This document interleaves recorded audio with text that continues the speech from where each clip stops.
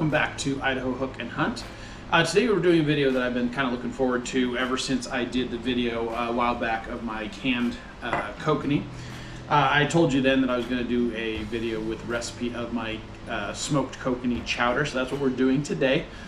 This is a recipe, last year I was fishing on the Columbia for salmon with a friend of mine, Rick, and he brought a smoked salmon chowder with him on that trip, which we all loved, and he was kind enough to share that recipe with me.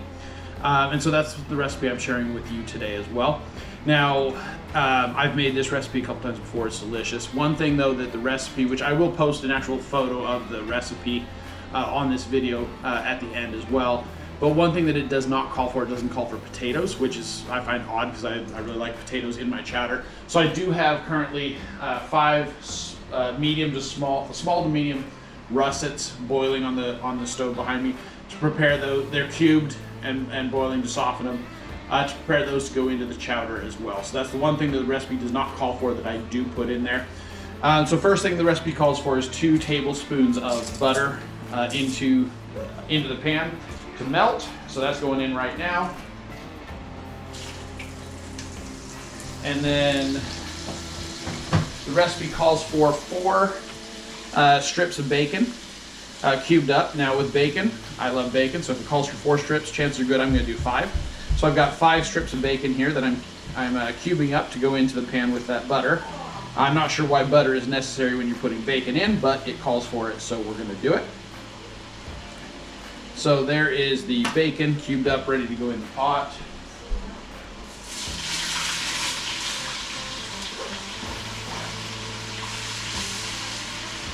This pot's already pretty hot, so I'm going to turn down the heat.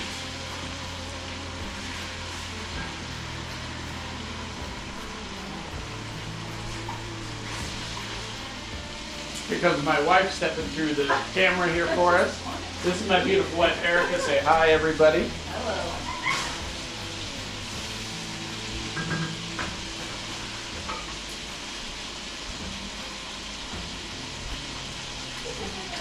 All right, and then it also calls for a large yellow onion diced, so we're going to get that ready. That goes in as soon as that bacon is browned there.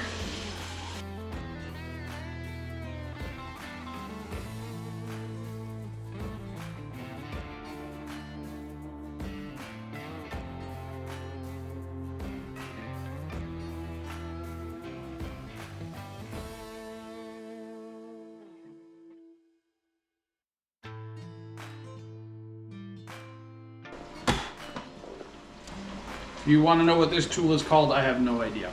My wife bought this. We've had it for a long time. It's great for dicing up onions and other things of the sort, but I have no idea what this is. It is by Mueller from Australia. So.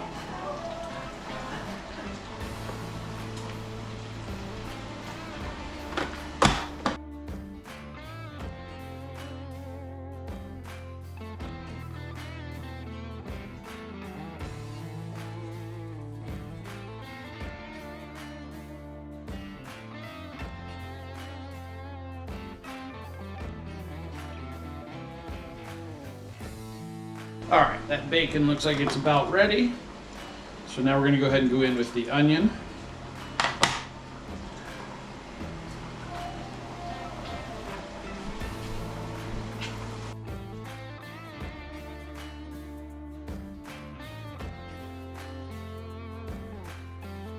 All right, I'm going to let that onion cook down for a few minutes, let it begin to soften.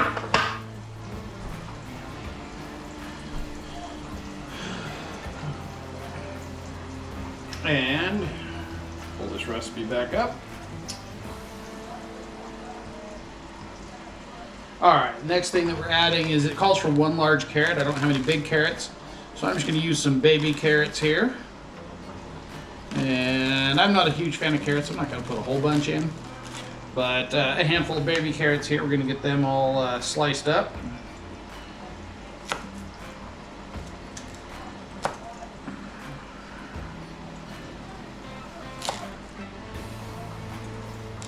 This recipe also calls for celery. which again, I'm not real big on celery myself, so I did not buy celery just to put some celery in here. We don't happen to have any here at the house, so it's not getting celery.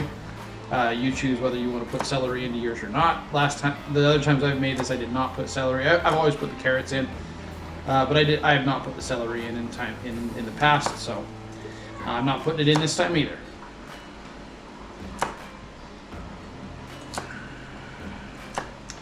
There's carrot.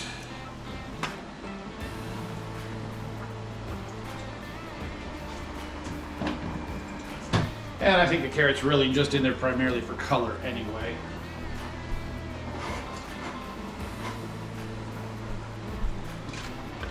Give that a stir.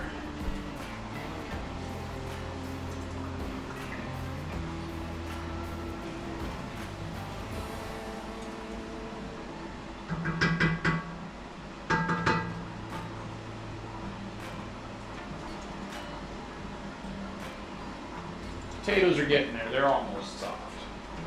All right.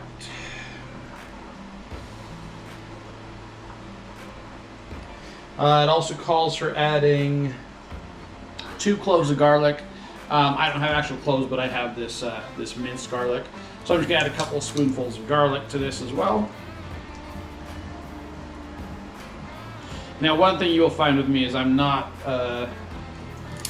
really a recipe guy necessarily. I'll follow a recipe generally, but I rarely follow them exactly. I tend to kind of flavor things to my taste and to my preferences. So that's just how I do things. I do like garlic, so I'm going to make sure I put enough. I'm not going to try and overdo it with garlic. But when it calls for 2 cloves, it's a decent amount, so I'm going to put a couple little spoonfuls of garlic in there.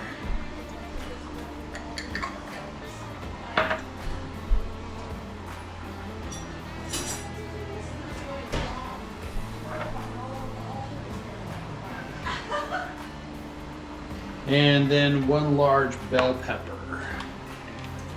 So I'm going to use this dicer for the bell pepper as well. My daughter thought that the orange one would look good, so we went with an orange bell pepper today.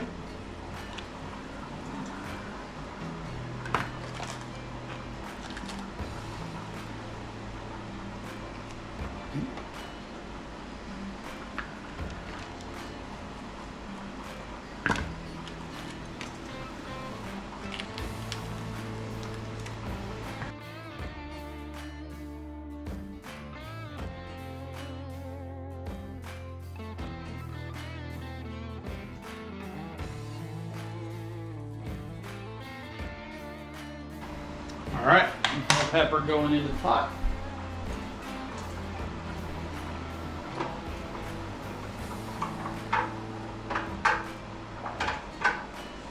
All good stir here. Things are rendering down pretty nicely.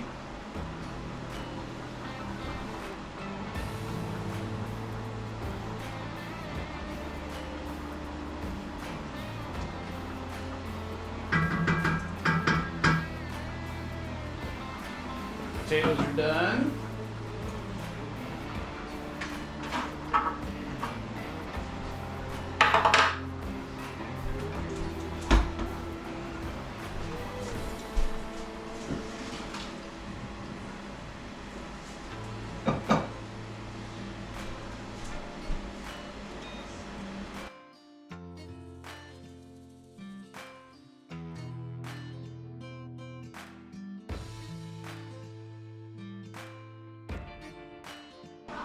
All right, so let that cook down just for another minute or two.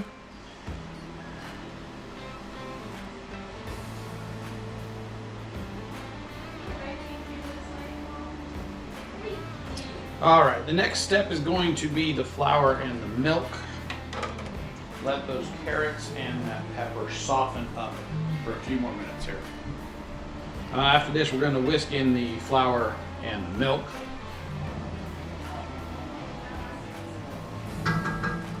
Alright, we're going to go ahead and add in the flour. So the flour calls for just to add it in slowly and mix it in as you add.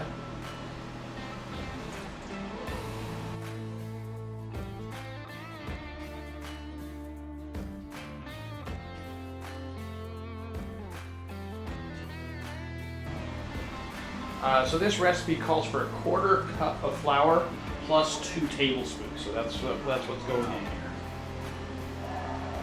Seems like a strange amount, 1/4 cup plus 2 tablespoons, but that's what it calls for. All right, so I'm going to move you guys over here, closer to what I'm doing.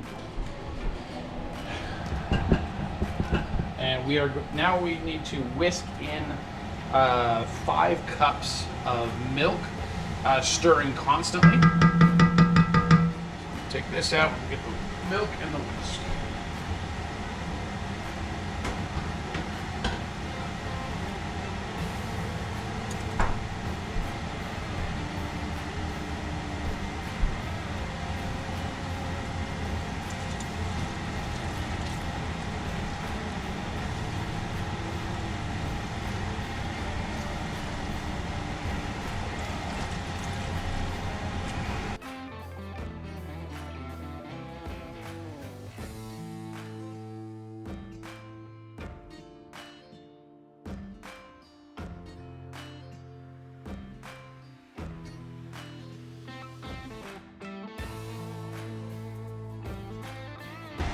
This is whole milk. It calls for 1% or more on the milk.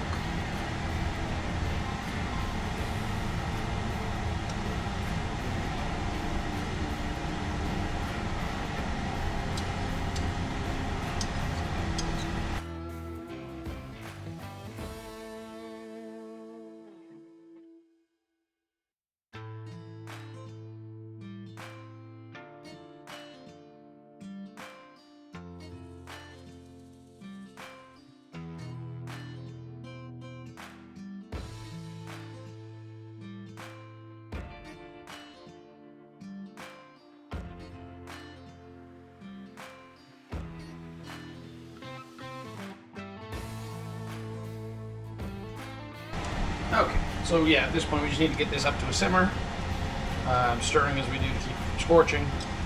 Once it gets to that point, then we're just going to reduce heat and let it cook down for about 20 minutes.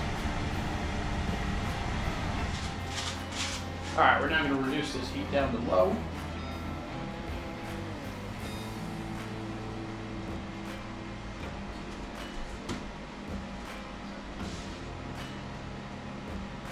And we're just going to let it kind of simmer here for about 20 minutes. All right, so while that's simmering, we're going to chop up the dill because this does call for some fresh dill as well.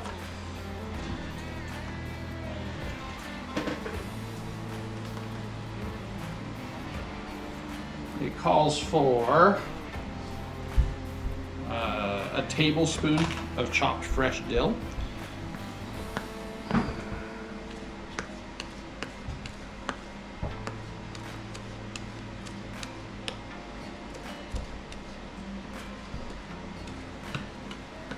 This isn't getting added just yet, but I figure I'll chop it up now.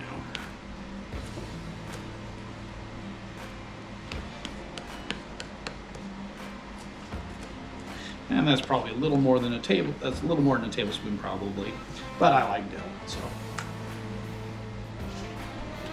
All right, I'm gonna get this cracked open while we're here too. Get this ready to go in. This was actually just canned last night. This is from my trip Saturday. It was just in the house and ready to go already, so I'm going to use this one.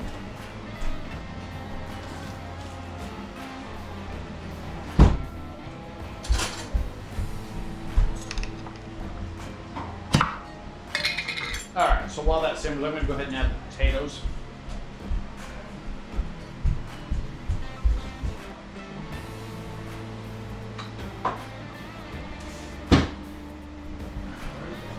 Okay, so now we're ready to get the kokanee in there. So, just a reminder, the ingredients in my canned kokanee are brown sugar, the Kinder wood-fired garlic seasoning, some salt, a half of a jalapeno, and some liquid smoke. So that's what's in the canned kokanee. That tends to blend really well into the chowder. I'm going to go ahead and add the dill.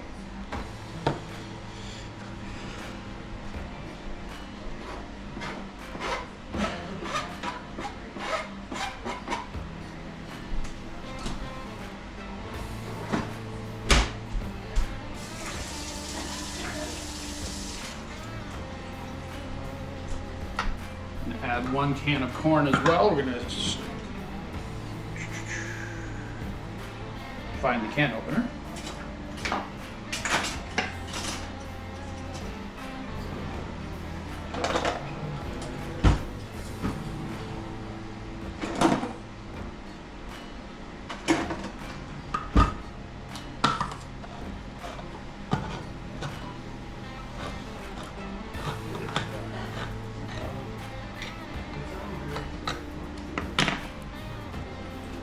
Drain that corn a little bit, get some liquid out of it.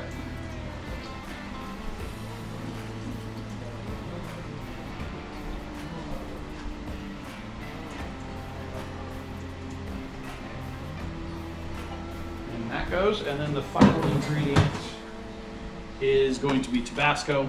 Now this is another one, like I said, the ingredients of the canned kokanee, it does have a little bit of jalapeno in it. My family's not real big on spicy.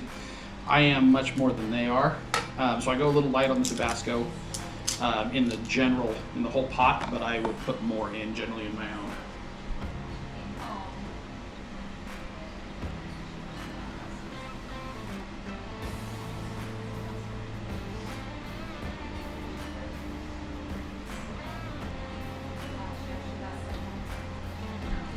There we are. Stir that in.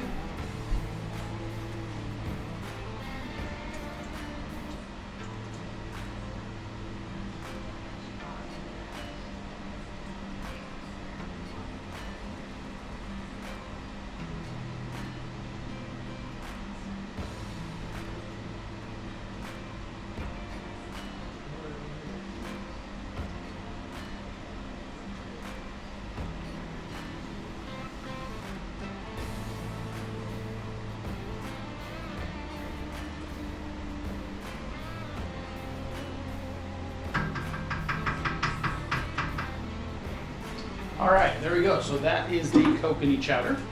We're gonna go ahead and cover that, let it just simmer, let all those flavors blend together for a little bit. We will serve that in sourdough bread bowls. So I hope you've enjoyed this video, and we will see you on the next one.